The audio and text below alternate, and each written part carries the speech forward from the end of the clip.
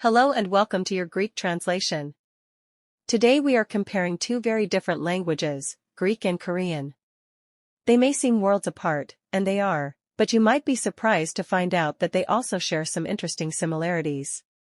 Let's break them down and discover how a Greek person experiences Korean, and what challenges or surprises they might face. Let's start with the basics.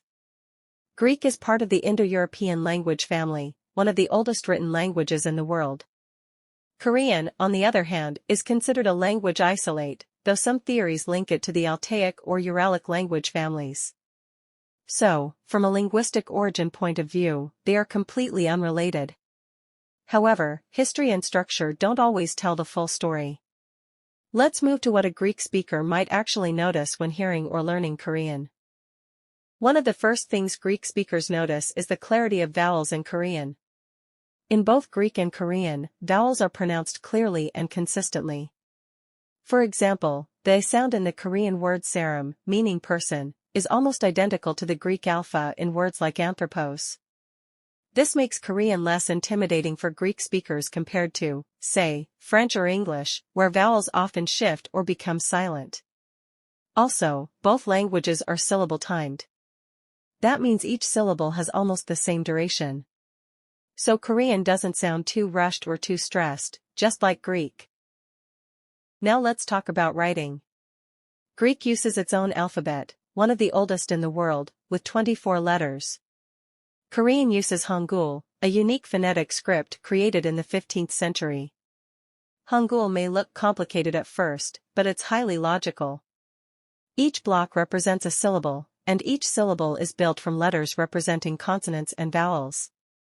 Greek speakers are used to phonetic writing, what you see is what you say. That's the same with Hangul.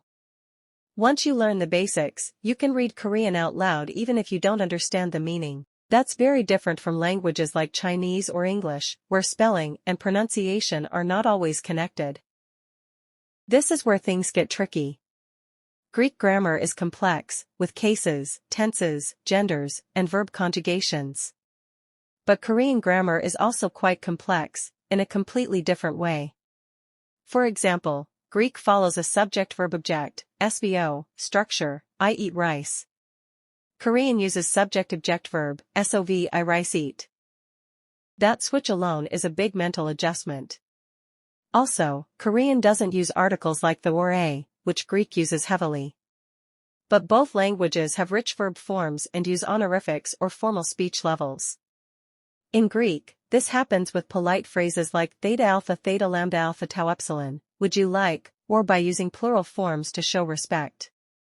In Korean, this is a whole system, different verb endings are used depending on age, status, and context.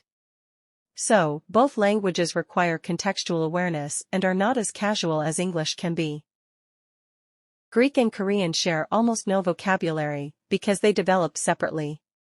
However, both have absorbed English loanwords, especially for technology and modern culture. For example, Greek, computer, internet. Korean, kiompudio, internet. These words might sound familiar to both Greek and Korean speakers, though pronounced in a localized way. So if a Greek person hears kiompudio, they can probably guess the meaning. B. Another unexpected similarity is the role of respect and hierarchy in communication. In Greece, you speak differently to your grandmother than to your best friend. There is a cultural awareness of when to be formal or casual. In Korea, this is even more structured. There are different levels of speech depending on age, profession, relationship, and situation. This may seem complicated at first, but Greek speakers might find the concept familiar, just more developed in Korean. To summarize, similarities, clear vowel pronunciation, syllable-timed rhythm, logical writing system, cultural respect in language, English loanwords. Differences, grammar structure, SVO versus SOV. No common vocabulary roots. Writing system design. Speech level complexity.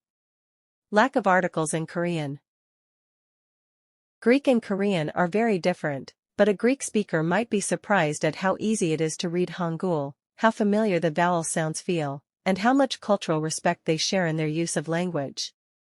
So, can a Greek person understand Korean? Not directly, but they might find it less foreign than expected. And that's the beauty of language, even across continents, we still find echoes of similarity. What do you think? Please let me know in the comments, and don't forget to like the video if you found it useful and hit that subscribe button, so I can create more educational videos like this one. Thanks for watching, and see you in the next video. Have a nice day everyone.